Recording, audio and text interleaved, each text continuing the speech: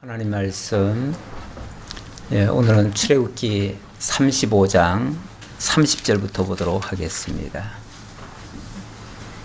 봉독합니다. 모세가 이스라엘 자손에게 이르되 볼지어다 여호와께서 유다 지파 훌의 손자요 우리의 아들인 부살레를 지명하여 부르시고 하나님의 영을 그에게 충만하게 하여 지혜와 총명과 지식으로 여러 가지 일을 하게 하시되 금과 은과 노수로 제작하는 기술을 고안하게 하시며 보석을 깎아 물리며 나무를 새기는 여러 가지 정교한 일을 하게 하셨고 또 그와 단지파 아히사막의 아들 오홀리압을 감동시키사 가르치게 하시며 지혜로운 마음을 그들에게 충만하게 하사 여러 가지 일을 하게 하시되 조각하는 일과 세공하는 일과 청색, 자색, 홍색 실과 가는 배실로 수놓는 일과 짜는 일과 그 외에 여러 가지 일을 하게 하시고 정교한 일을 고안하게 하셨느니라. 아멘. 하게 하시고 하게 하시고 하게 하시고 하게 하셨다. 계속 하게 하셨다. 우리 하나님께서 당신의 성막을 지어 가시는데 다 하게 하셨다. 우리는 하나님이 명령하시고 우리가 다 해드려야 되는 걸로만 생각하는 경향이 많은데 그게 아니고 하나님께서 분명히 명령한 건 맞습니다. 명령한 건 맞는데 명령하시고 또 하게도 하십니다. 그러니까 결론적으로 말하면 하나님이 하게 하셨다, 하나님이 하신다라고 말씀드릴 수 있는 거죠. 35장 4절에 보면은 중간에 여호와께서 명령하신 일이 이러하니라 이렇게 시작하고 또 10절에도 보면 무릇 너희 중 마음이 지혜로운 자는 와서 여호와께서 명령하신 것을 다 만들지니, 여기서도 여호와께서 명령하셨다라고 말씀하시고 지난주 그 마지막 끝에도 보면은 29절에 마음에 자원하는 남녀는 누구나 여호와께서 모세의 손을 빌어 명령하신 모든 것을 만들기 위하여 물품을 드렸으니 이렇게 나옵니다. 그러니까 하나님이 명령하시고 하나님이 감동 주시고 하나님이 자원하게 하시고 그리고 하나님이 그 모든 것을 만들도록 하셨다, 이 얘기입니다. 그러니까 이런 문장들이 우리 하나님이 어떻게 역사하시는가를 잘 보여주고 있는데요. 많은 사람들이 이건 하나님의 명령이다, 그러니까 우리가 순종해서 다 해드려야 된다 이렇게 생각하지만은 성경의 하나님의 말씀은 전부 다가 사실은 다 명령형입니다. 형은 다 명령형 맞아요. 아니 처음에 하나님이 천지를 창조하실 때 뭐라고 그러셨습니까? 빛이 있으라 그랬잖아요. 빛이 있으라. 빛이 있으라 하니까 우리가 빛을 만들어 드렸나요? 그 명령형이죠. 그것도 우리가 만들어 드렸나요? 아니죠. 빛이 있었죠. 그러니까 하나님이 말씀하시면 말씀하신 그대로 되는 거죠.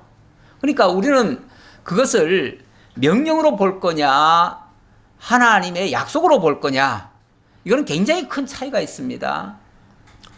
제가 신학교에 강의를 하다 보니까 어떤 분은 자꾸 그 문화명령 얘기를 하셔요. 문화명령. 하나님이 문화명령을 하셨다는 거예요. 문화명령이라고 하는 거는, 문화라고 하는 말은 사람이 일궈가는 일들이에요. 일궈가는 일들인데 하나님이 우리에게 이렇게 일궈가라고 명령하셨다는 거예요. 그러니까 우리가 이렇게 만들어야 된다는 거예요. 우리가 생육 번성하고 땅을 정복하고 다스려 가야 된다는 거예요. 그렇게 생각하니까 전 세계를 향해서 계속해서 정복해가는 그런 일들을 했죠. 제국주의자들이 항상 그런 주장 가지고 세계를 정복해 가기도 했어요.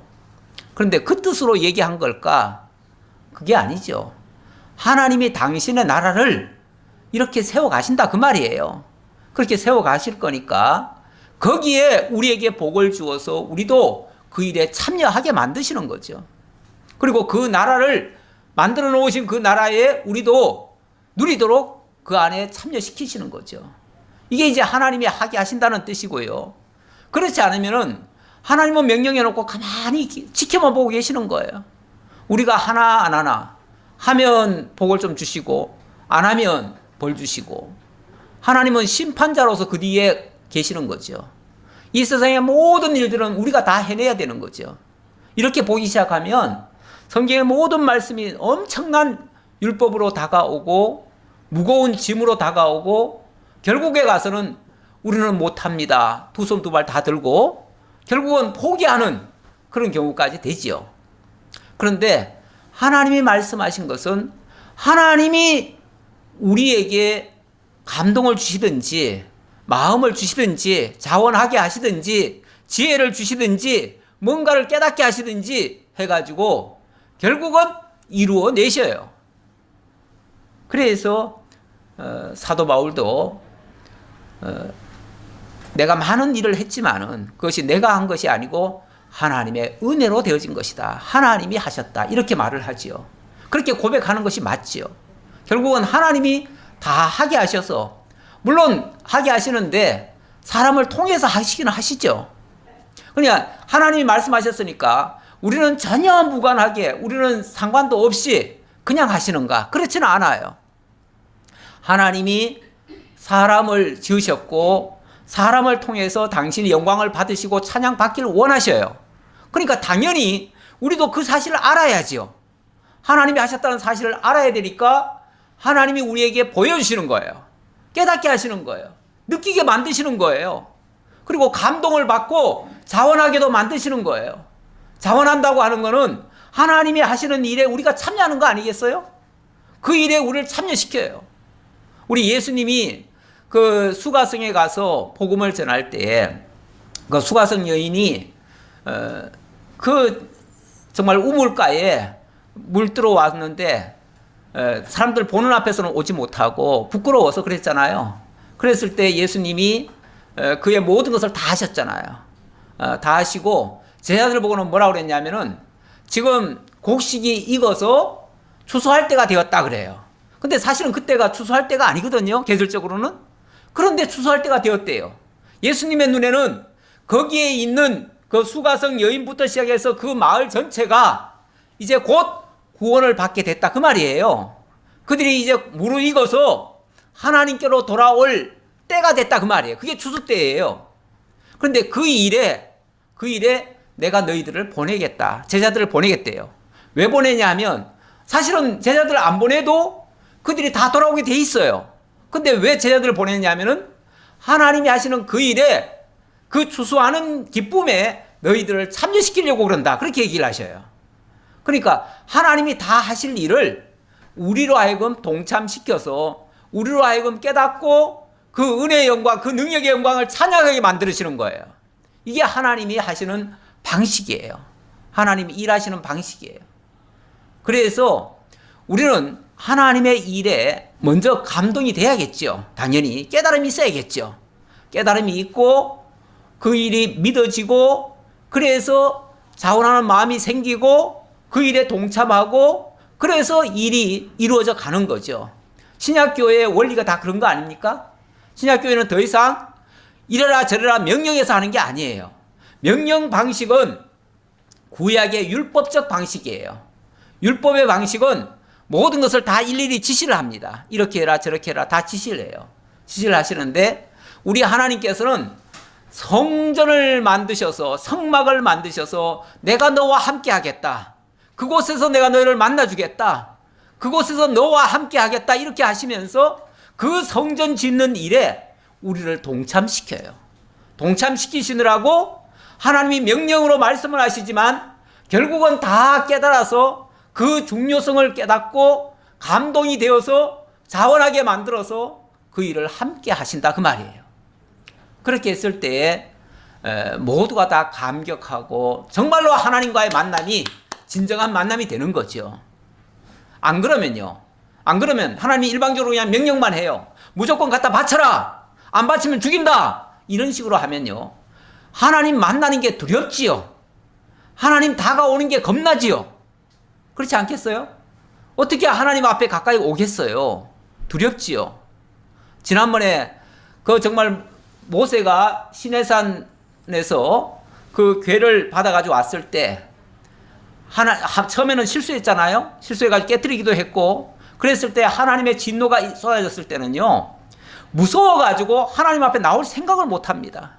얼마나 무서웠는지 모세 얼굴도 못 쳐다봅니다. 모세 얼굴에 막 하나님의 영광의 광채가 나타나니까 두려워가지고 제발 우리에게 보여주지 않게 하소서. 그래가지고 수건까지 쓰고 나왔잖아요. 모세가 얼굴 안 보이게 하려고. 그게 모세 얼굴을 가린 게 아니고 하나님의 영광을 가린 거예요. 하나님의 영광이 너무 두려워가지고. 그런 하나님을 어떻게 만납니까? 그런데 우리 하나님께서 내가 너와 만나주겠다. 내가 너와 함께하겠다. 나에게로 와라. 그러시면서 오게 하시려고 성전에 참여시키는 거예요. 참여시키려니까 하나님께서 감동을 주셔요. 감동을 주셔서 자원하게 만들어서. 그런데 명령하신 하나님이 사실은 그 하나님께 드릴 예물도 다 미리 갖도록 하셨지요. 갖추고 있도록 하셨지요. 그리고 때가 되니까 내게끔 자원하는 마음도 주셨지요. 그리고 거기에 마음이 또 지혜로운 자는 그 일을 손수하도록 또 하셨죠. 그래서 이 일하는 것도 또 바치는 것도 또 거기에 뭐 자관 들어가는 모든 것은 다 하나님의 역사로 말미암아 이루어지도록 그렇게 하시는 것이다. 그런 뜻이에요. 예, 오늘 식양을 따라서 이제 성막의 기구, 뭐 소위 이제 그걸 성막의 기구 그러니까 그걸 성구라고 그러죠. 성구. 이 성구 제작을 하는데 오늘 나오는 성구는 좀 어떤 면에서 큰 틀에서 하는 겁니다. 제가 오늘 묵상한 말씀이 이거네요. 여호와께서 이와 같이 말씀하실 때 하늘은 나의 보좌요 땅은 나의 발판이니 너희가 나를 위하여 무슨 집을 지으랴. 예, 이 성막을 지금 짓는데 하나님은 그렇게 얘기하십니다. 하나님 자신이 하늘이 나의 보좌고 땅이 내 발판이다. 하나님이 이렇게 크신 분이다 그 말이죠. 그런데 사람이 지어놓는 그 조그마한 집안에 내가 어떻게 그 속에 들어가 있겠느냐 그 말이죠. 하나님을 인간이 지어놓은 집에다가 가둘 생각을 하면 안 됩니다. 예. 그래서 어떤 경우에도 하나님은 요 안에만 계시겠거니 이렇게 생각하시면 안 돼요. 하나님은 온 우주에 충만하게 계셔요. 어디에도 안 계신 곳이 없어요. 무소부재하시다고 그러죠.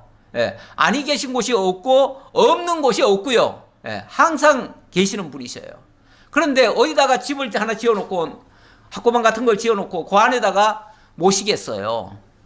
그러니까 거기다가 하나님 여기만 있다라고 말하는 건 좀 말이 안 돼요. 그런데도 하나님은 너무 크니까 사람들이 감이 안 와요. 그러니까 내가 여기 있을게.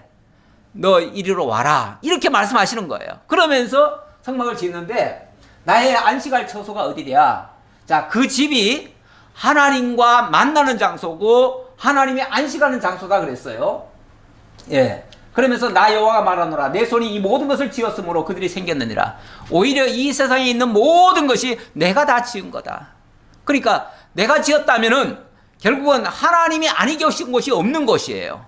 하나님이 지은 그 어느 곳에든지 하나님은 계시는 거예요.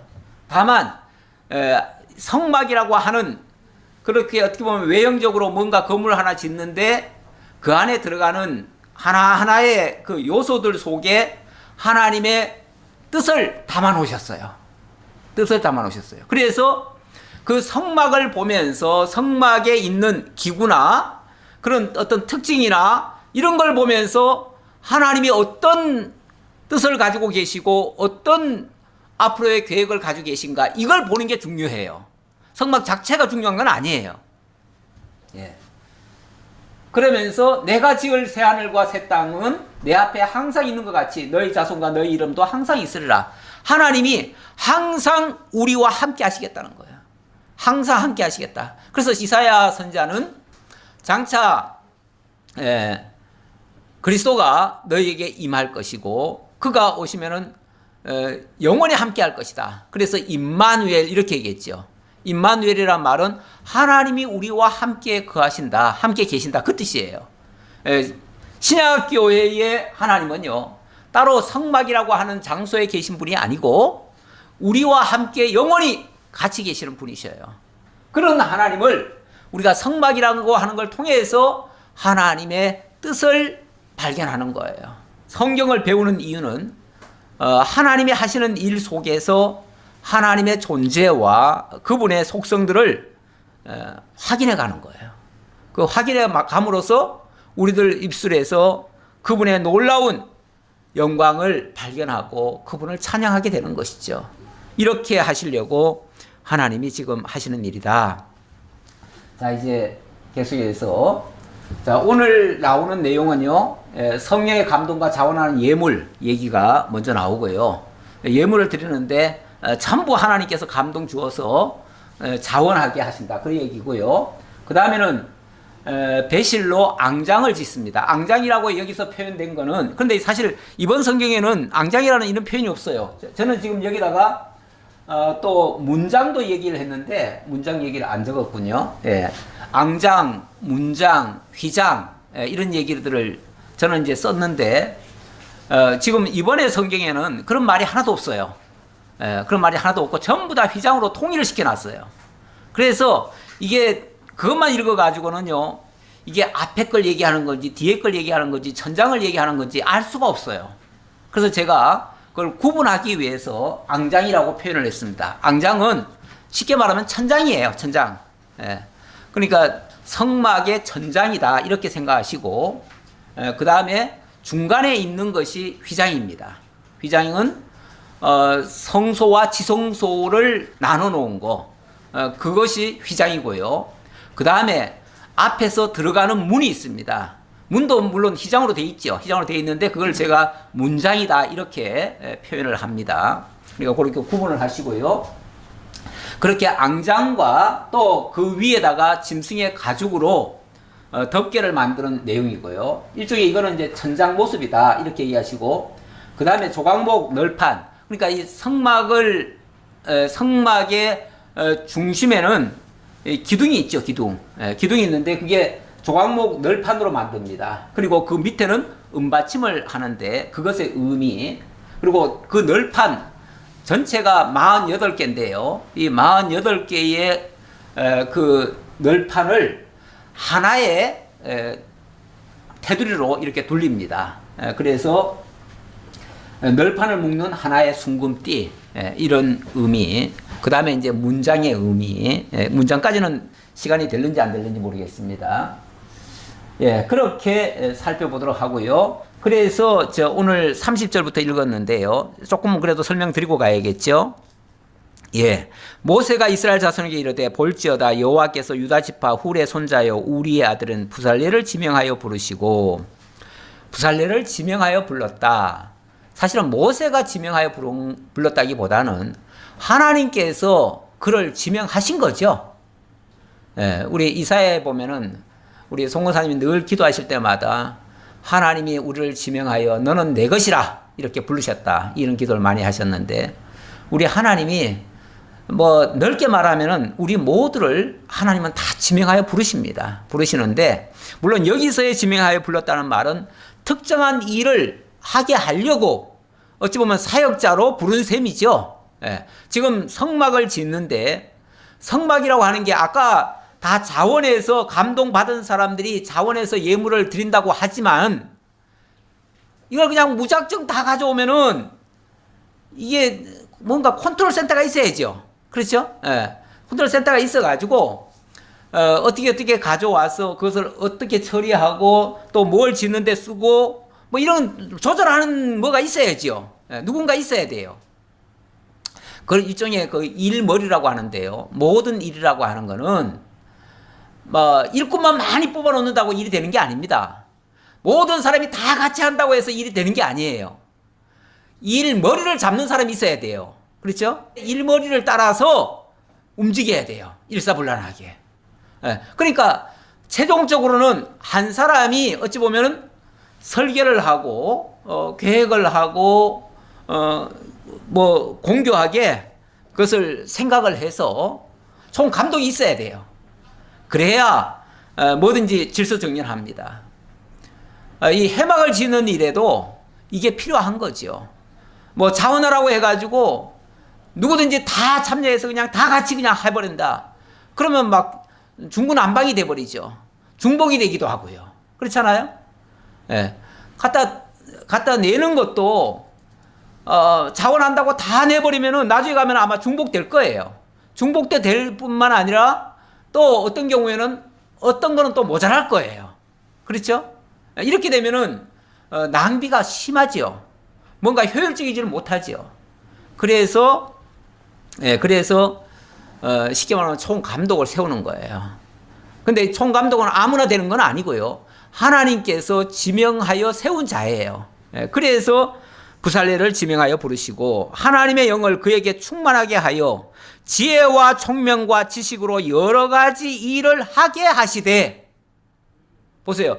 이 사람에게 하나님의 영이 충만해져서, 온전히 충만하다는 말은 완전히 넘치듯이라는 뜻인데, 원래 단어는 그 말은 완전히 성령께서 사로잡아가지고 그가 자기 생각대로 하는 게 아니라 오로지 하나님의 생각대로만, 하나님의 뜻대로만 그 일을 하게 하신다, 그 말이에요.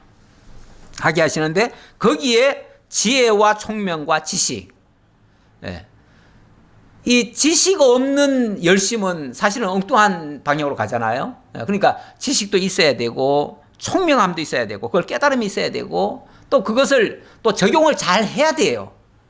우리가 깨닫는다고 다 되는 거 아니에요. 깨달아도 그래 알았다 하고만 가만히 있으면 뭐가 되겠어요? 아무것도 안 되죠. 그걸 실행에 옮겨야죠. 실행에 옮기려면 지혜와 총명과 지식이 이게 합력이 돼야 됩니다. 합해져야 비로소 역사가 일어나는데 그걸 하나님이 하게 하셨다, 그 말이에요. 뭘 하게 하셨는가? 구체적으로 뭘 드러내시는가, 그 말이죠. 금과 은과 노수로 제작하는 기술을 고안하게 하시며, 그러니까 여러 가지 금과 은과 노들이 사실은 각 사람들이 가져온 것들은 보면은 예를 들어서 비녀로 쓰던 거, 예를 들면 또 뭐 어디 장신구로 쓰던 거 있잖아요. 이런 것들을 가져왔을 거 아니에요. 그런 것들을 그냥은 못 쓰잖아요. 그런 것들을 녹이든지 그런 것들을 뭐 다듬든지 어떻게 새로 제조를 해야 돼요. 제작을 하려면은 거기에 기술이 들어갑니다. 기술은요 그냥 나오는 게 아니에요. 정말 철저한 어떻게 보면은 과학적인 그런 이론도 있어야 되고 이런 것들이 어떤 고안이 이루어져야 돼요. 그러니까 전문적인 뭔가가 있어야 돼요. 그걸 하나님이 주셨다는 거예요. 그렇게 해서 보석을 깎아 물리며 나무를 새기는 여러 가지 정교한 일을 하게 하셨고, 보세요. 그런 것들을 총동원해가지고 정말 정교하게 필요한 일을 하게 하셨다, 그 말이죠. 이게 한 사람으로 가능한 게 아닙니다. 또 그와 단지파 아이사막의 아들 오홀리압을 감동시키사 가르치게 하시며, 또 이 사람에게는 기술 쪽보다는 어찌 보면 가르치는 데 또 은사가 있나 봐요. 이게 기술자가 모든 것을 다 가르친다 이렇게 또 생각하는 것도 좀 오산입니다. 왜냐하면 기술은 좋은데 남에게 이게 설득을 잘 못하는 사람도 있어요. 그렇기 때문에 그 기술을 정교하게 부살렐에게 주었다면 이 아히사막의 아들 오홀리압에게는 또 가르치는 일을 하게 했다는 거죠. 그래서 사람들에게 적용을 할 수 있도록 이렇게 했다는 거죠. 어떤 면에서는 기술도 중요하지만 그 기술을 전달하는 것도 중요합니다. 그래서 각 사람이 그 일에 동참을 해야 되는데 예를 들어서 혼자 내 기술이 좋다고 예를 들어서 내 마음대로 해버리면요, 그걸 제대로 설득을 못하면 무슨 현상이 발생하냐면은 남들은 다 나자빠집니다. 우리는 할 줄 모르니까 동참을 못해요. 그리고는 네가 기술 좋으니까 네가 혼자 다 해라 이래버리죠. 그러면 동참을 못하죠. 동참을 못하면 효과적으로 일이 이루어지는 게 아닙니다. 그래서 기술이 있는 자도 필요하지만 그것을 또 잘 설명해가지고 모두가 다 참여할 수 있게 하는 것도 중요하지요. 이런 것들을 이번에는 오홀리압이 그렇게 했다, 그 말이죠. 그래서 지혜로운 마음을 그들에게 충만하게 하사 여러 가지 일을 하게 하시되 조각하는 일과 세공하는 일과 청색, 자색, 홍색실과 가는 배실과 수놓는 일과 짜는 일과 그 외 모든 여러 가지 일을 하게 하시고 정교한 일을 고안하게 하셨느니라. 정교한 일을 고안하게 하셨다는 말은 어찌 보면 지금까지 알고 있던 지식으로만 하는 게 아니고 특별한 공법으로 그 일을 할 수 있도록 그렇게 고안까지 주셨다 그 말이죠. 그런 지혜까지 주셨다 그 말이죠. 일반인들은 보통 못한다 그럽니다. 아, 이거 할 수 있습니까? 그러면 아유 못해요. 안 돼요. 그건 안 됩니다. 내 상식으로 안 됩니다. 이렇게 얘기를 해요. 그런데 정말로 여기 표현한 것처럼 정교한 일을 고안하는 사람 같으면요, 창조적인 해법을 가지고 있습니다. 그래서 보통은 그게 안 되지만 이런 원리로 해가지고 이런 방식으로 하면 이게 일이 됩니다. 이거는 벌써 겉으로 드러난 것만 아는 게 아니라 그 근본 원리까지 아는 거예요. 이렇게 되어지면 모든 일이 정말 정교하게 사람이 할 수 없는 일까지도 가능하다 그 말이에요. 이 성막을 짓는 일이 사실 보통 사람들이 그거 누구든지 할 수 있어 이렇게 할 수 있는 게 아니에요. 그 규모도 엄청나지만 너무 정교한 일들이 많아요. 그거를 하나님이 주신 그 식양에 맞춰서 해야 돼요. 아니 뭐 내 마음대로 하라면야 내가 알아서 하겠죠. 근데 그게 아니고 하나님이 주신 식양에 어긋나면 안 돼요. 근데 어떻게 이거를 거기에 맞춰서 정확하게 할 수 있냐 그 말이에요. 이거는 어찌 보면 특수공법이 아니고는 안 돼요. 옛날에 그 정주영 씨가 그 직원들한테 뭘 좀 하라고 하면 이 못한다 소리를 너무 많이 해요. 이건 이래서 안 되고 저래서 안 되고 나름대로 과학적 기술을 갖다 들이대고 안 된다는 거예요. 그 대표적인 게 그 아산만에 그거 간척 사업 할 때 그거 메꿀 때 그거 메꿀 때 도저히 안 된다는 거예요. 거기다가 양쪽에서 다 이렇게 막아서 왔는데 한 중간이 얼마나 갑자기 거센지 도저히 거기 막을 방법이 없다는 거야. 그리고는 다 못한다고 나자빠지니까 정주영 씨가 그냥 헌 고물 배, 폐기할 고물 배를 하나 사가지고 와가지고는 그걸 그냥 거기다 가라앉혀버렸잖아요. 가라앉혀버리니까 일단 막혀졌잖아요. 막혀진 다음에 그거를 이제 공사를 하니까 그게 공사가 돼버렸어요. 세상에 안 되는 일이 또 어디 있겠어요. 물론 또 모든 일이 또 내 임의로 또 다 되는 일도 없어요. 하지만 하나님이 하라고 하셨으면 최소한 하나님이 하라고 하셨으면 안 될 일도 없어요. 그렇죠? 다만 안 된다면 내가 지혜가 부족하거나 내 지식이 부족한 거죠. 그러면 하나님께 더 배울 생각을 해야죠. 안 된다 하지 말고 하나님의 일은요 안 되는 일도 없습니다. 그렇다고 내 마음대로 되는 일도 없고요. 물론 하나님이 하게 하시면 됩니다. 우리는 그거 믿고 가는 거죠. 하나님이 허락하시면 되고 하나님이 하게 하시면 됩니다. 하나님의 언약이면 분명히 이루어질 것이라고 믿고 가는 겁니다. 36장 1절에서도 부살렐과 오홀리압과 및 마음이 지혜로운 사람 곧 여호와께서 지혜와 총명을 부으사 성소에 쓸 모든 일을 할 줄 알게 하신 자들은 모두 여호와께서 명령하신 대로 할 것이니라. 하나님이 은사를 주시고 지혜와 총명을 부으사 성소에 쓸 모든 일을 할 줄 알게 하신 자들 이렇게 얘기하네요. 그러니까 하나님이 하게 하시면 할 수 있습니다. 우리는 그거 믿고 하는 거예요. 가끔은 무모한 일을 할 때가 있죠. 무모한 일을 할 때 있습니다. 우리 믿는 사람들이 굉장히 무모할 때가 있어요. 어떨 때는. 근데 그게 자기 실력으로 무모한 게 아니고 자기 능력 믿고 그 말을 하면 그거는 교만한 거예요. 하지만 우리 하나님이 하게 하신다.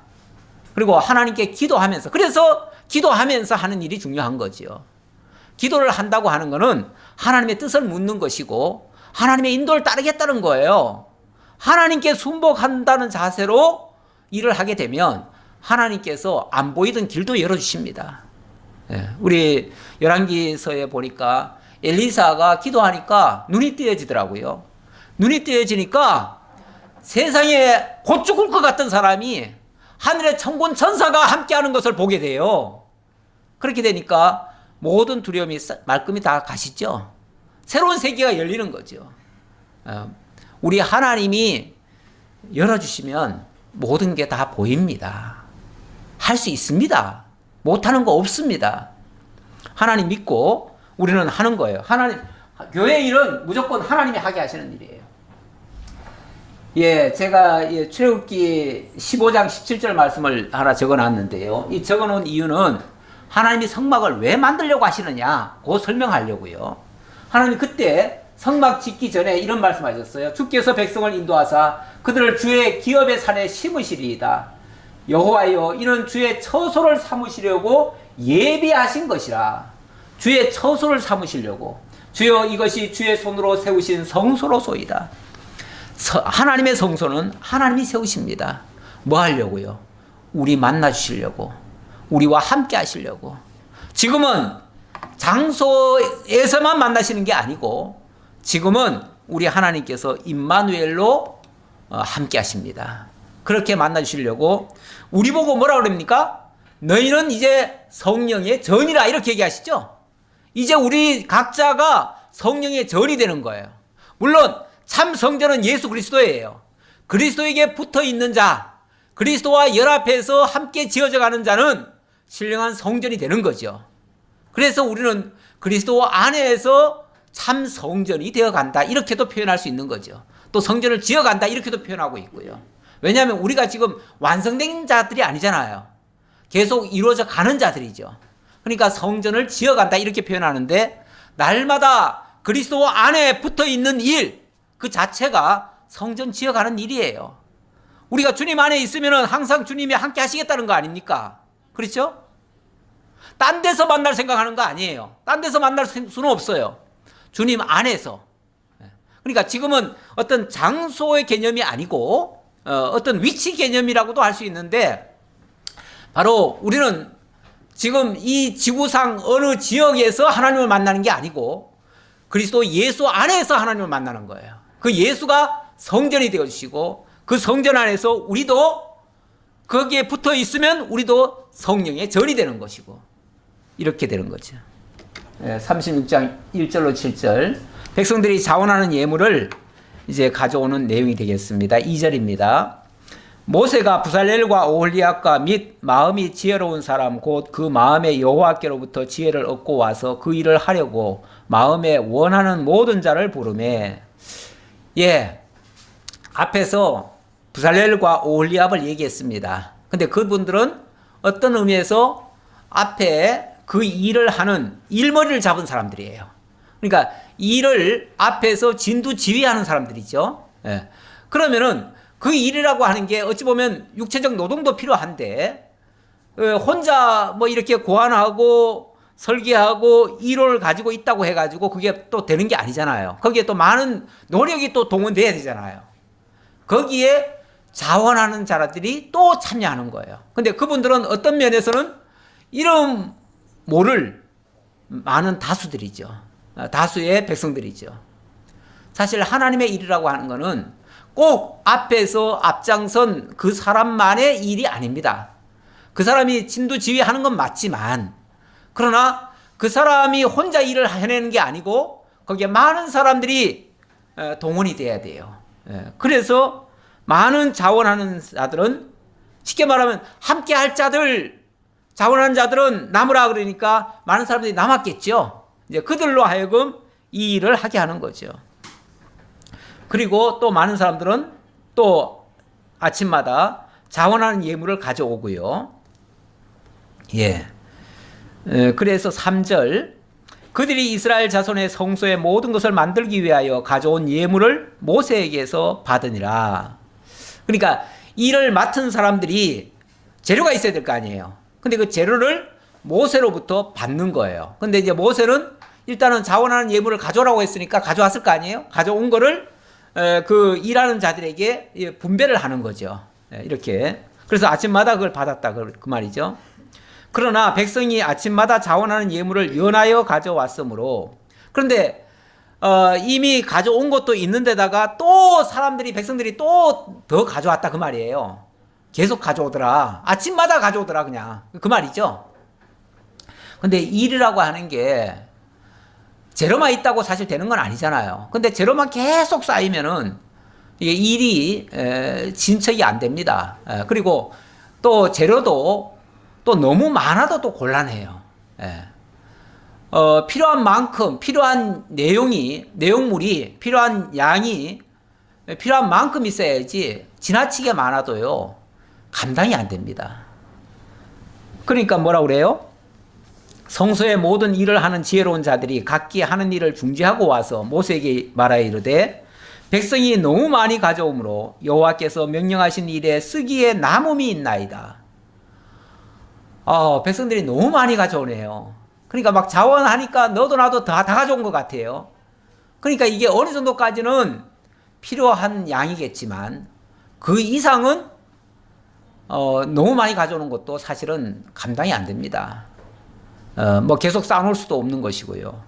그리고 원래 필요 이상의 것은요, 그건 다 버려지는 겁니다. 낭비입니다.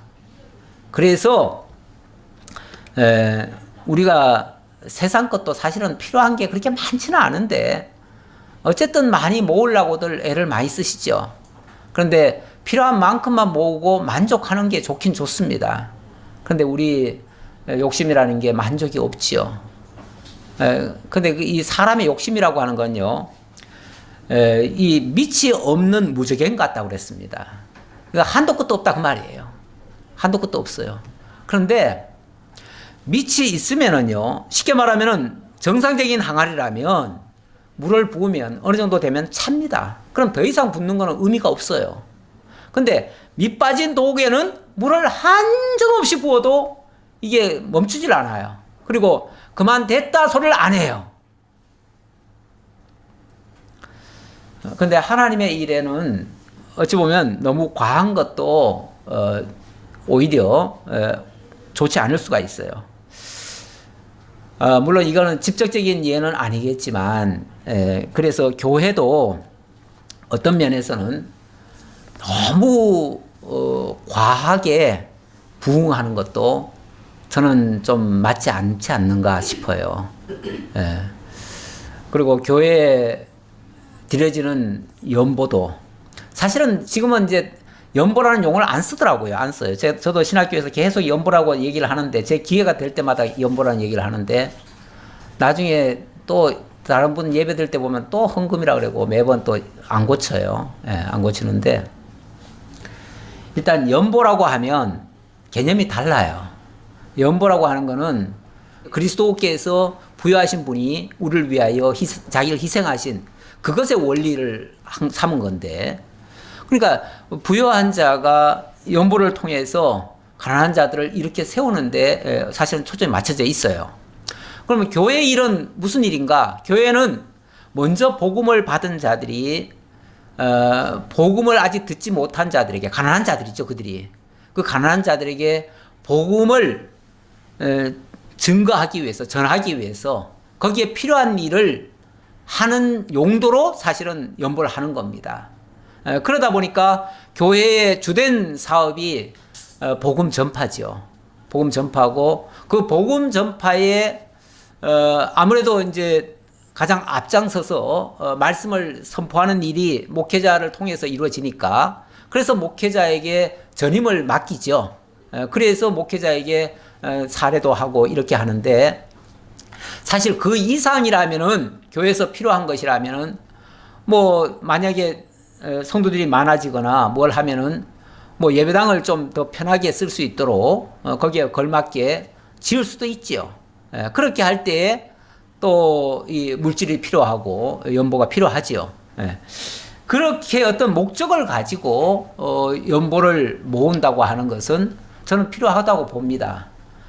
그런데 그게 아니면서 이거는 하나님의 명령이니까 안 내면은 벌 받는다, 내야만 복 받는다, 이런 어떤 복과 저주라고 하는 그런 틀에다가 이 연보를 끼워 맞춰 가지고 의무적으로 하게끔 하는 거, 그거는 사실은 이 성경적인 원리는 아니다라고 봅니다. 물론 구약에는 헌금이라는 용어가 있고 그렇게 하게 했는데 원리상으로 말하면은 연보가 맞을 거고요. 그렇다면은 연보의 정신에 의하면은 그렇게 과도하게 쌓여 있는 것도 좋지 않다. 그렇게 봅니다. 그런데 이제 교회가 어떤 면에서는 엄청나게 지금 부유해졌죠. 사실은 부유해졌습니다. 그런데 역사적으로 보면 교회의 부유함은 이게 타락과 밀접한 연관성이 있습니다. 교회가 어떤 면에서 좀 가난하고 좀 약할 때는요, 성결을 유지했습니다. 그 본질에서 벗어나지 않고 그렇게 진리를 지키며 수호하는 일에 힘을 썼어요. 그랬는데 어느 때부턴가는 너무나 많은 사람들이 몰려들고 그러다 보니까 돈이 너무너무 많이 쌓이고 그러다 보니까 그 돈을 주체할 수가 없게 되고 그러다 보니까 계속 하는 일은 예배당만 크게 짓고 크게 짓다 보니까 또 돈이 모자라요. 모자라면 또 무리하게 또 돈을 거두어요. 이러다 보니까 거기서 온갖 수단 편법들이 나오고 나중에는 그렇게 지어놓은 것이 또 아까우니까 남에게는 못 주고 자기 자식한테 물려주고 뭐 이런 데까지 나가요. 이러다 보니까 교회가 하나의 기업화가 돼버리고 결국은 세상에서도 안 하는 방식이 교회에서 공공연하게 이루어져요. 네. 서울에 뭐 어떤 교회는 진짜 거기 뭐 원래 몇십억밖에 안 되는 땅이고 건물 가치인데 그걸 막 몇 년간 떼거지를 써가지고 결국은 500억을 받아냈다네요. 받아내고는 바로 선포한 내용이 뭐냐면 내 믿을 놈은 내 아들밖에 없다 그래가지고 내 아들로 선언했다고 그러네요. 예. 이렇게 말하는 게 뭡니까 이게. 결국은 그 돈 받아가지고 자기 아들 주겠다는 얘기밖에 더 돼요. 그렇게 하려고 온 한국교회를 다 쑥대밭을 만들어 놓고 그렇게 하는 것이 과연 정당한 것인가? 그게 진리 지키는 건가?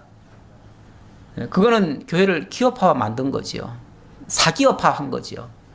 이렇게 되면 교회는 급격히 무너집니다. 이거는 교회가 아닙니다. 교회가 아니에요. 그렇게 되면 하나님께서 당신의 성막을 짓는데 필요 이상은 가져오지 말라네요. 필요 이상은 그만 가져오래요. 그만 가져오래. 그래서 모세가 명령을 내리매 그들이 진중에 공포하여 이르되 남녀를 막론하고 성소에 드릴 물건을 다시 만들지 말라 하매. 그러니까 성소에 뭘 드리려고 뭘 만들어 가지고 왔잖아요. 그러니까 물론 있는 거 가져온 사람도 있고 직접 수를 놓아서 가져온 사람들도 있어요. 그러면 이런 것들을 더 이상 가져오지 말라 이렇게 얘기를 한 거예요. 그랬더니 백성이 가져오기를 그치니 있는 재료가 모든 일을 하기에 넉넉하여 남음이 있었더라. 이게 어찌 보면 성막 지어가는 일에 하나의 원리가 되겠습니다. 이런 원리인데 우리 하나님께서 철저하게 당신의 그 기쁘신 뜻을 따라서 성도들에게도 이 당시는 백성들에게도 감동을 주시고 자원하게 해서 일을 하게 하시는데 그리고도 넘치게 하셨다. 풍족하게 하셨다. 모자람이 없게 하셨다. 그 신약 성경에서도 보면은 하나님께서 신약 교회를 세워가는데 그 연보 일들이 남음도 없고 모자람도 없게 이렇게 하신다고 그러죠. 그렇게 하신다고 그랬어요. 그게 지상교회에 하는 일들입니다. 고린도후서 9장 7절 말씀을 하나 가져왔는데요. 그래서 우리가 연보할 때도 이런 마음 자세가 맞습니다. 각각 그 마음에 정한 대로 할 것이요 인색함으로나 억지로 하지 말지니 하나님은 즐겨내는 자를 사랑하시느니라. 하나님이 모든 은혜를 너희에게 넘치게 하시나니 이는 너희로 모든 일에 항상 모든 것이 넉넉하여 모든 착한 일을 넘치게 하려 하심이라. 물론 제가 아까 그 말씀은 여기다 안 적어놨군요. 우리 하나님 모자라기도 안 하시고 낭비되게도 안 하십니다. 우리 하나님께서 적당하게 필요한 만큼 하는 것이 중요하고요. 뭐 건축 연보를 만약에 조금 우리가 저축을 한다면 그거는 나중에를 대비한 겁니다. 그거는 돈을 쌓아 놓는다는 개념보다는 한꺼번에 돈이 필요해가지고 한꺼번에 이걸 하려고 하면 또 힘들잖아요. 그러니까 사전에 미리 조금씩 저축을 하는 거죠. 여기 이제 미리 어찌 보면은 각각 그 마음에 정한 대로 할 것이요 그랬는데 이것도 철저하게 신약교회의 연보 원리는 각자가 정하는 겁니다. 각자가 하나님이 감동 주신 대로 이렇게 해서 그렇게 하시면요 절대 남지도 않고요 또 모자라지도 않습니다. 우리 하나님 얼마나 정확하신 분이신데요. 지금까지 저는 지금 뭐 20몇 년째입니까? 우리 지금 목회 그렇게 지금 하고 있는데 물론 초기에는 성도들도 얼마 없었고 그러니까 부족할 만도 한데 부족하면 조금 덜 쓰면 되는 거죠. 그러니까 저는 제가 돌이켜보면 한 번도 부족한 게 없었어요. 한 번도. 그래서 우리가 한 번도 빚을 내본 적이 없잖아요. 이런 교회도 없을 거예요 아마. 한 번도 빚을 내본 적이 없어요. 뭐 어떤 교회들은 자꾸 뭐 빚을 냈다고 그래요. 뭐 은행 융자 얼마 됐고 그 이자를 갚느라고 애를 먹는다 그렇게 얘기를 하셔요. 근데 나는 바꿔 생각해 보면 왜 융자를 냈을까 그래요. 왜? 물론 뭐 남의 사정 몰라서 하는 소리겠지만은 뭔가 융자까지 내가면서 한다는 거는 뭔가 좀 무리수를 뜨는 거 아니겠어요? 저는 앞으로도 그렇게 생각이 듭니다. 절대 무리하게 할 일은 아무것도 없다. 안 되면 안 하는 거죠. 우리 하나님 안 주시면 안 하는 걸로 하면 돼요. 너무 간단해요. 주시면 하면 되고요. 그렇게 해서 우리 규모에 맞게 그렇게 하시면 되는 거예요. 물론 뭐 이래가지고 또 교회가 부흥이 안 되지 않느냐 이렇게 또 혹시 말씀하실 분이 계실지 모르겠어요. 예, 그렇게 부흥 많이 시켜서 뭐 하시려고요? 하나님 앞에 가서 자랑하시려고요? 그거 아니잖아요. 우리 하나님이 붙여주시려면 붙여주실 것이고 제 능력이 요거밖에 안 되면 아마 안 붙여주실 거예요. 그럴 수도 있어요. 예. 그러니까 하나님이 주시는 만큼 하는 걸로 그냥 생각하고 가면 될 거예요. 예. 물론 이게 또 답답하실 분도 있어요. 나 틀림없이 알아요. 이런 거 좋아하지 않는 분도 있어요. 예. 알지만은 우리 하나님 앞에 욕심낼 거 하나도 없어요. 하나님이 하신다는 걸 믿고 하나님이 인도하시는 대로 가면 되는 거예요. 예. 그렇게 생각하시고 좀 여유 있게 너그럽게 생각하시고 그러나 그럼 뭐 전도도 안 해도 되겠네 그렇게 생각하지 마시고요. 그거는 별개입니다. 교회가 이렇게 세워져 가는 것과 내가 전도하고 안 하고는요 그건 자기에게 주신 하나님의 또 사명이에요. 그렇잖아요? 아니 영혼이 죽어가는데 그거를 그냥 못 본 채 하겠다고요? 그거는 내 직무유기 아닌가요? 그건 교회 탓을 하지 마시고 내 직무유기라고 생각하시고 각자는 그 죽어가는 영혼들을 정말 살리려고 애를 쓰셔야죠. 그분들을 위해서 어떻게 해서든지 복음을 듣게 하고 진리 가운데로 나오게 해야죠. 그래서 하나님과의 관계를 바르게 유지하게 만들고 엉뚱한 것 추구하지 말고 지상교회 크게 짓는데 목표 두지 말고 신령한 성전 지어가지고 그리스도 안에서 하나님과 연합하는 이 관계를 만들어주는 일이 가장 급선무 아닌가요? 이 일을 하는데 우리 같이 힘쓰자고요. 그 일을 교회한테 미루지만 마시고 여러분 각자가 내 옆에 있는 정말 죽어가는 영혼들 그들을 위해서 정말 이 진리의 말씀을 듣게 하고 정말 깨달아지게 하고 그래서 하나님과의 관계를 올바르게 갖게 하고 제발 엉뚱한 거 좀 신경 안 쓰게 하고 헛된 욕망 갖지 말게 하고 목회자가 자꾸 욕망을 부추기니까 그냥 성도들도 자꾸 그냥 외형적인 어떤 욕망만 자꾸 커가는 경향도 있어요. 없잖아. 그렇게 키워가지고 목회자는 유명해질지 모르지만 성도들은 영혼이 피폐해질 수도 있습니다. 그렇게 엉뚱한 데다가 우리 힘쏟지 말고 정말 하나님과의 관계에 바르게 정립하는 일에 우리 힘썼으면 좋겠습니다. 자, 8절로 넘어갑니다. 자, 8절에는 8절부터는 이제 성막의 성구를 이제 본격적으로 제조하는 거죠. 제작하는 거죠. 제작하는데 이제 먼저 앙장 이야기를 합니다. 이게 이제 천장 얘기라고 아까 말씀드렸지요. 자, 8절. 일하는 사람 중에 마음이 지혜로운 모든 사람이 열폭 희장으로 성막을 지었으니 곧 가늘게 꼬은 배실과 청색, 자색, 홍색 실로 그룹들을 무늬놓아 짜서 지은 것이라. 매 폭의 길이는 28규빗, 너비는 4규빗으로 각 폭의 장단을 갖게 하며 그 5폭을 서로 연결하고 또 그 5폭을 서로 연결하고 연결한 끝폭 가에 청색 고를 만들며 다른 연결할 끝폭 가에도 고를 만들되 그 연결할 한 폭에 고리 신궤를 달고 다른 연결할 한 폭의 가에도 고리 신궤를 달아 그 고들이 서로 대하게 하고 금 갈고리 신궤를 만들어 그 갈고리로 두 휘장을 연결하여 한 막을 이루었더라. 좀 길게 읽었습니다. 예, 길게 읽었는데 지금 여기서 말한 거는 요겁니다. 요거. 예, 요 장면이에요. 요 장면인데 이게 이제 천장이 쉽게 말하면 이제 안에서 보면 천장이죠. 근데 이제 위에서 보면 덮개죠. 덮개예요. 그래서 제일 속에 있는 거를 앙장이라고 얘기를 하고요.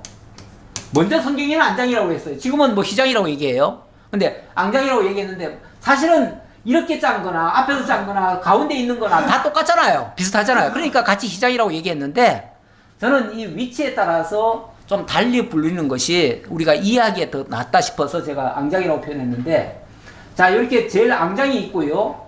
그 위에는 여기 14절부터 나오네요. 그러니까 요 위에 건 다음에 얘기하고, 요 앙장을 보자면은, 자, 이게 이제 열폭입니다. 열폭. 무슨 소리냐면, 이게 여기서 길어요. 여기 그리면은 이게 하나로 되어 있는데, 하나가 아니고, 10폭이에요. 이렇게. 하나, 둘, 셋, 넷, 다섯, 여섯, 일곱, 여덟, 아홉, 열. 이렇게.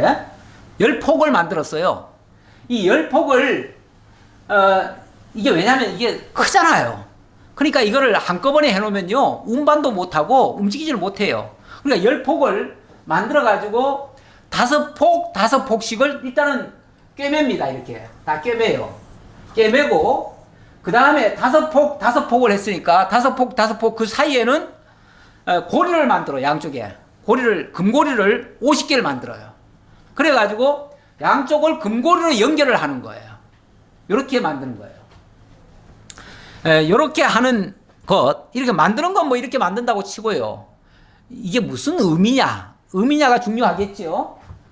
그래서 제가 이거를 하나 적어왔습니다. 에베소서 4장 15절에 오직 사랑 안에서 참된 것을 하여 범사에 그에게까지 자랄지라. 그는 머리니 곧 그리스도라. 우리의 목표는 그리스도입니다. 자, 그리스도께로 가는데 그에게서 온 몸이 각 마디를 통하여 도움을 받음으로 연결되고 결합되어 각 지체 분량대로 역사하여 그 몸을 자라게 하며 사랑 안에서 스스로 세우느니라. 그에게서 온 몸이 각 마디를 통하여 도움을 받음으로 연결되고 결합된다. 이렇게 표현을 했어요. 우리 각자가 어찌 보면 다 청색, 자색, 홍색 실처럼 다 제각각이에요. 근데 이거를 직조를 하잖아요. 직조를 한다는 거는 서로 이렇게 연결을 한다는 거잖아요. 연결을 하고, 그리고 이 연결한 것들을 또 연결을 해요. 이게 어찌 보면 우리 교회로 말하면은 지교회가 있고 또 노회가 있고 또 총회가 있어요. 이렇게 연결이 될 수 있는 거죠. 그리고 이것이 또 마지막에는 5폭씩 거기다 금고리로 해가지고 또 연결을 해요. 금고리로 연결이 돼요. 근데 이게 다른 걸로 우리 교회와 교회, 뭐 교회 안에서도 마찬가지예요. 우리 각 기관과 기관, 우리 각자 나와 너 어찌 보면 다 다릅니다. 다른데 이 다른 것을 하나로 연결하는 고리가 뭐냐면 금고리예요.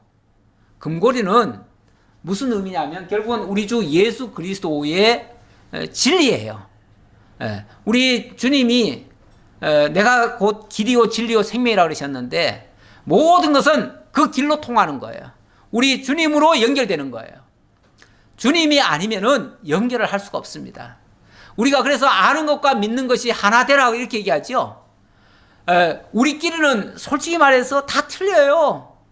너무 성격도 다르고 사상도 다르고 때때로는 뭐 생각하는 게 너무 달라. 그렇죠? 다 달라요. 그러니까 누구 생각대로 하겠어요? 내 생각대로 하면 딴 사람도 또 실망하잖아요. 그러니까 누구 생각대로가 아니라 내 생각도 내려놓고 내 생각도 내려놓고 다 내려놓고 하나님의 뜻대로 하는 거죠. 그러니까 진리라고 하는 공통적인 그걸 이제 캐논이라고 그러는데요. 캐논, 정경이라고 그러는데 이게 표준입니다. 표준. 뭐든지 표준이 있어야 돼요. 뭐가 옳은지 그른지 이것이 맞는지 저것이 틀린지 이걸 확인하는 거는요. 다른 잣대는 없습니다. 정경, 캐논인 성경이 잣대입니다. 하나님의 말씀이 잣대예요. 무슨 문제가 어렵고 복잡하고 뭐가 꼬이고 안 되고 하면요. 누구 탓하지 마시고 하나님의 말씀이 어떻게 되어 있느냐 이걸 확인해 보셔야 돼요. 그걸 내가 못 찾겠거들랑 그때 목회자한테 좀 도움을 요청하셔도 돼요. 목회자는요. 제가 이번에 장안종합교회 가서 그 목회자 포럼을 합니다. 목회 포럼을 하는데 제가 이제 발제를 하나 맡았는데 제가 담당한 그 주제가 뭐냐면은 전통적인 목회관이에요. 네, 그러니까 이 목회라고 하는 게 전통적으로 어떻게 이해하고 왔느냐 이걸 보는 건데 그러다 보니까 제가 지금 뭐 20몇 년 전, 거의 30년 전에 제가 신학교를 제가 이제 한 4군데를 다녔어요, 사실은. 4군데 다녔는데 그때 제가 배운 그 목회학이라는 게 있더라고요. 제가 이제 이걸 하기 위해서 제가 그 자료를 찾았는데 목회학이 있는데 옛날에 곽안연 목사님이십니다. 미국 목사님이신데 1925년도에 쓴 목회학이에요. 1925년도니까 당연히 한문으로 적혀 있고 위에서부터 아래로 이렇게 적혀 있어요. 옛날 우리 성경 보듯이 그렇게 적혀 있어요. 지금 다시 보니까 되게 생소하고 어려워요. 그런데 제가 그걸 보면서 너무너무 감탄을 했어요. 아니 그 옛날에 그 우리나라에 오셨던 그 목사님이 와가지고 우리나라에 자기 아들 희생시키고 어찌 보면은 우리나라를 위해서 뭐 한 40년간 목회를 하다가 결국은 일본에게 쫓겨가지고 미국으로 되돌아가신 분인데 독립운동에도 좀 관여하시고 이러다가 쫓겨가신 분인데 그분이 그때 기록한 그 말씀이 오늘 우리에게 어쩌면 그렇게 기가 막히게 맞게끔 그렇게 적어놨는지 확실히 참 미국의 기독교가 일찍이 들어와가지고 일찍이 깨어난 건 틀림없다. 그때 벌써 그런 생각을 가지고 지금 적용해도 하나도 틀린 말이 없어요. 너무 정확하게 교회를 바라보고 그렇게 목회자의 그 시각을 가지고 정말 후배들에게 사랑으로 권면한 말씀 그런 목회학인데 이렇게 연결하는데 진리로 연결되어져야 된다. 그래서 목회자는 다른 걸로 할 건 없습니다. 사실은 하나님의 말씀 바르게 정리해가지고 정확하게 하나님의 뜻을 알려주는 일 이거보다 더 귀한 건 없습니다. 그게 어찌 보면 교회 본질이 돼야 되고 우리 기독교의 중심축이 돼야 되는 거예요. 거기서 일치가 일어나는 거예요. 하나님의 역사가 거기서 나타나는 거예요. 거기에 영원한 생명이 있는 거예요. 뭐 좋은 교회 나쁜 교회 뭐 요즘 보니까 사이즈가 크고 뭐 거기에 사람들이 막 매주 등록하고 이러면 좋은 교회라고 생각하는데 꼭 그렇지만은 않습니다. 물론 좋은 교회일 수도 있지만 그게 외형적 기준이 아니에요. 정말 거기에 하나님 말씀이 바르게 살아있는가, 진리의 말씀이 바르게 전달되는가, 그래서 하나님을 올바로 만나게 하는가, 우리로 하여금 하나님과의 관계를 바르게 정립하게 하는가, 그게 진짜 중요한 교회의 잣대가 될 수도 있습니다. 기도하겠습니다. 아버지 하나님 감사합니다. 우리에게 오늘도 하나님의 살아계심을 보여주시고 하나님의 성소를 하나님이 친히 지어가시며 그곳에서 우리를 만나주시고 우리와 영원히 함께 하시겠다고 하는 이 약속의 말씀 오늘도 받았습니다. 세상 살아가기가 때때로 너무나 힘듭니다. 어려운 일들이 많이 발생하고 우리를 실망시키고 낙심되는 일들도 종종 있습니다. 하지만 우리 하나님은 영원 불변으로 우리와 함께 하시며 하나님의 뜻을 기쁨으로 놀랍게 역사해 주시는 줄 저희들 믿습니다. 그 믿음 가지고 능히 모든 것을 헤쳐가며 살아갈 수 있도록 함께해 주옵소서. 감사드렸고 예수님 이름으로 기도하옵나이다. 아멘.